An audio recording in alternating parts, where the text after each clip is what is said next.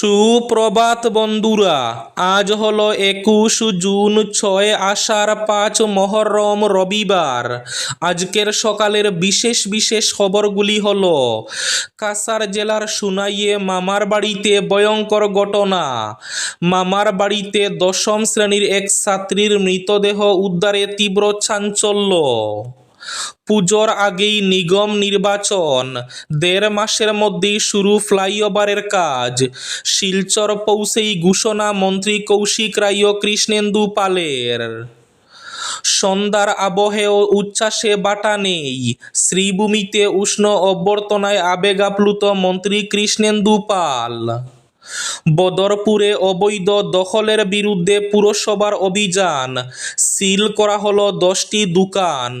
রোজভ্যালির জমিতে বৈধ নথিপত্র দেখাতে ব্যর্থ ব্যবসায়ীরা, 3 দিনের আলটিমেটামের পর কড়া পদক্ষেপ। নদীতে ডুবে যাওয়া শিশুকে খুঁজতে নদীতে ঝাঁপ দিলেন খুদ পুলিশ কর্মকর্তা। প্রশংসায় পঞ্চমুখ স্থানীয়রা।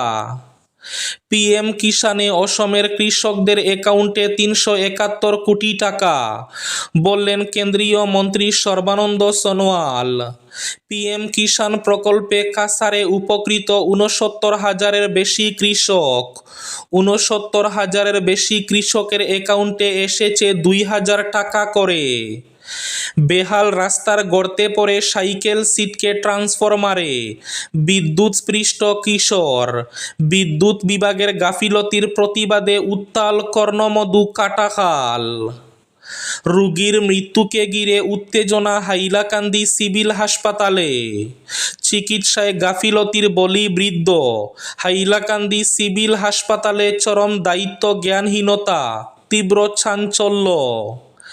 এবার টিকিট ছাড়া যাত্রায় আরও কড়া রেল কর্তৃপক্ষ, দ্বিগুণ জরিমানা কার্যকর, দিতে হবে 500 টাকা জরিমানা। ফের হরমুজ প্রণালী বন্ধের ঘোষণা ইরানের, 60 দিনে সমাধান না হলে চরম পরিণতি, কড়া বার্তা ডোনাল্ড ট্রাম্পের।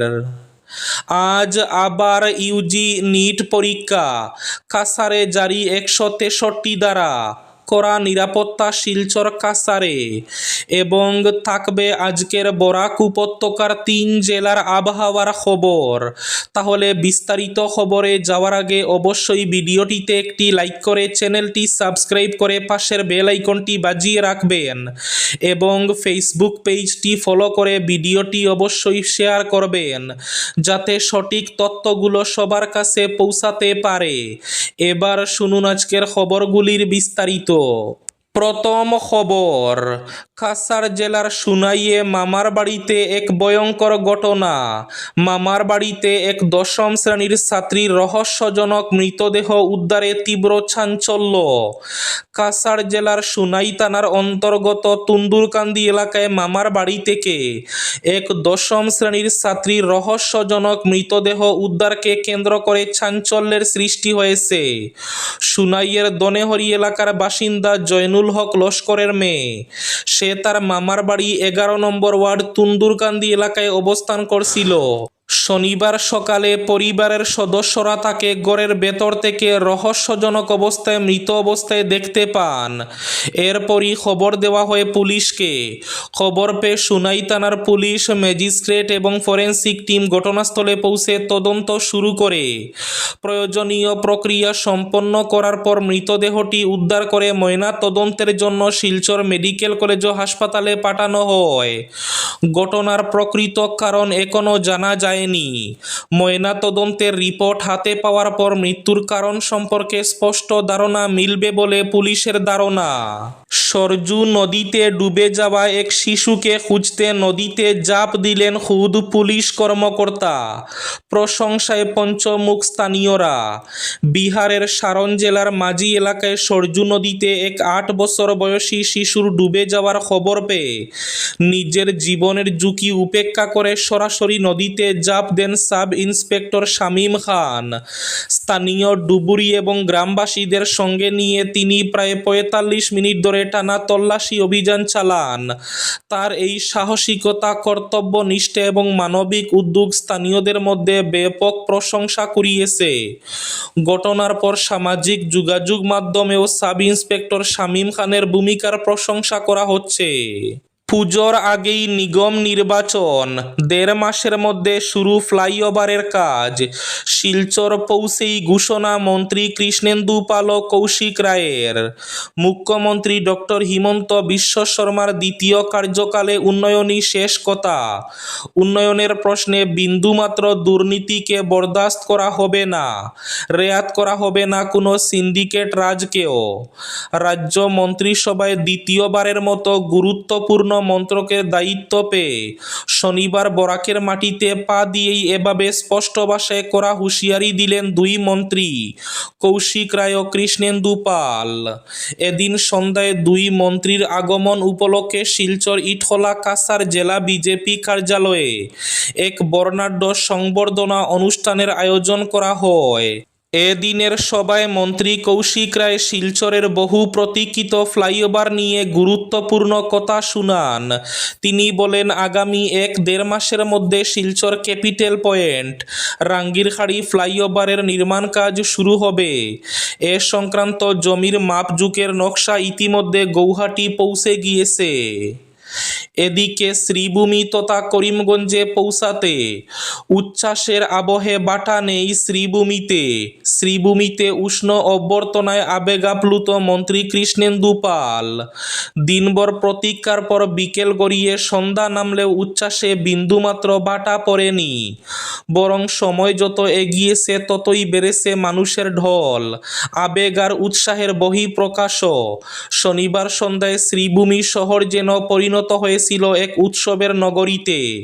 রাজ্যের জনস্বাস্থ্য, কারিগরি, পার্বত্য এবং বরাক উপত্যকা উন্নয়ন বিভাগের মন্ত্রী তথা জনপ্রিয় নেতা কৃষ্ণেন্দু পালের আগমনকে কেন্দ্র করে গোটা শহর জুড়ে সৃষ্টি হয় এক নজিরবিহীন জনসমাগম, আবেগঘন পরিবেশ। বেহাল রাস্তার গর্তে পড়ে সাইকেল ছিটকে ট্রান্সফরমারে, বিদ্যুৎস্পৃষ্ট এক কিশোর। বিদ্যুৎ বিভাগের গাফিলতির প্রতিবাদে উত্তাল কর্ণমধু কাটাখাল, সড়ক অবরোধ। শ্রীভূমি জেলার কর্ণমধু কাটাখাল এলাকায় শনিবার সকালে ঘটে যাওয়া এক মর্মান্তিক দুর্ঘটনা ফের প্রশ্নের মুখে দাঁড় করিয়েছে বিদ্যুৎ বিভাগের নিরাপত্তা ব্যবস্থা এবং রাস্তার রক্ষণাবেক্ষণের চরম অব্যবস্থাকে। রাস্তার পাশেই কোনো নিরাপত্তা বেষ্টনী ছাড়াই স্থাপিত ১০০ কেভির ট্রান্সফরমারে সাইকেল সহ ছিটকে পড়ে গুরুতর আহত হল কামিল হোসেন নামে কিশোর। ঘটনাকে কেন্দ্র করে উত্তপ্ত হয়ে উঠে গোটা এলাকা। ক্ষুব্ধ জনতা পূর্ত সড়ক অবরোধ করে বিক্ষোভে ফেটে পড়েন। পরিস্থিতি নিয়ন্ত্রণে আনতে বিশাল পুলিশ বাহিনী নিয়ে ঘটনাস্থলে ছুটে যান সদর ডিএসপি মুকুট কাকতি। স্থানীয়দের অভিযোগ, দীর্ঘদিন ধরে কর্ণমধু কাটাখাল সংযোগ সড়কটি বেহাল অবস্থায় পড়ে রয়েছে। প্রতিদিন মাটি বোঝাই ভারী যানবাহনের চলাচলে রাস্তার গর্তগুলো আরও গভীর হয়েছে। শনিবার সকালে ওই ভাঙ্গাচুরা রাস্তা দিয়ে সাইকেল চালিয়ে যাওয়ার সময় একটি বড় গর্তে চাকা পড়ে নিয়ন্ত্রণ হারিয়ে রাস্তার ধারে নিরাপত্তা বেষ্টনীর অবস্থায় থাকা ট্রান্সফরমারের নিচে ছিটকে পড়ে যায় কামিল হোসেন।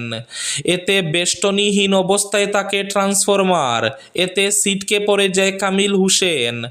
বিদ্যুৎস্পৃষ্ট হয়ে গুরুতর আহত অবস্থায় স্থানীয় বাসিন্দারা তাকে উদ্ধার করে শ্রীভূমি সদর হাসপাতালে নিয়ে যান। এতে তার অবস্থার অবনতি হওয়ায় উন্নত চিকিৎসার জন্য শিলচর মেডিকেল কলেজ ও হাসপাতালে স্থানান্তর করা হয়। পিএম কিষাণ প্রকল্পে কাছাড়ে উপকৃত ৬৯,০০০-এর বেশি কৃষক। ৬৯,০০০-এর বেশি কৃষকের অ্যাকাউন্টে এসেছে ২,০০০ টাকা করে। গতকাল দেশের ৯,৪৪,০০,০০০ কৃষকদের জন্য মোট ১৮,৮৮০ কোটি টাকা সরাসরি ব্যাংক অ্যাকাউন্টে পাঠানো হয়। এ উপলক্ষে কাছাড় জেলায়ও কৃষি দফতর ও কৃষি বিজ্ঞান কেন্দ্রের যৌথ উদ্যোগে অনুষ্ঠিত হয় বিশেষ কর্মসূচি। কর্মসূচি। একই সঙ্গে পালন করা হয় ক্ষেত বাঁচাও অভিযান। জেলার প্রায় ৬৯,০০০ কৃষক এই কিস্তির সুবিধাভোগী বলে কৃষি দফতর সূত্রে জানানো হয়েছে। তারা পেয়েছেন ২,০০০ টাকা করে। এদিকে পিএম কিষানে অসমের কৃষকদের অ্যাকাউন্টে ৩৭১ কোটি টাকা, বললেন সর্বানন্দ সোনোয়াল। পিএম কিষান সম্মান নিধি প্রকল্পের ২৩তম কিস্তির অর্থ শনিবার সরাসরি কৃষকদের ব্যাংক অ্যাকাউন্টে ঢুকল। আজ আবার নিট পরীক্ষা। আজ নিট পরীক্ষায় কাছাড়ে জারি ১৬৩ ধারা। প্রশাসন ও পুলিশের কড়া নিরাপত্তা নিয়ে আজ অর্থাৎ ২১ জুন অনুষ্ঠিত হতে চলা নিট ইউজি ২০২৬-এর পুনর্পরীক্ষাকে কেন্দ্র করে কাছাড় জেলা প্রশাসন ও পুলিশ বিভাগ সমস্ত প্রস্তুতি সম্পন্ন করেছে। পরীক্ষার সুষ্ঠু, স্বচ্ছ এবং শান্তিপূর্ণ পরিচালনা নিশ্চিত করতে জেলা ম্যাজিস্ট্রেট আয়ুষ গার্গ ভারতীয় নাগরিক সুরক্ষা সংহিতার ১৬৩ ধারা জারি করেছেন।